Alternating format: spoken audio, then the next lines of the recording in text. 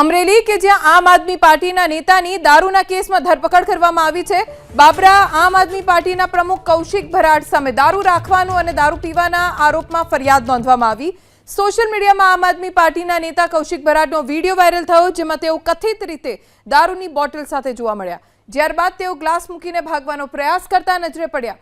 બાબરા પાલિકાના પ્રમુખે જ આમ આદમી પાર્ટીના નેતા કૌશિક ભરાડને રંગે હાથ દારૂ પીતા પકડાવ્યા હોવાનો દાવો છે। રાખો રાખો સમતર બંધ કરજો માં પીવાનું ચાલુ રાખો પીવાનું ના ના ચાલુ રાખો પીવાનું ગ્લાસ બલાસ જો ના ના ના ના પીતો નથી આ હું છે હે ના ના હું છે હે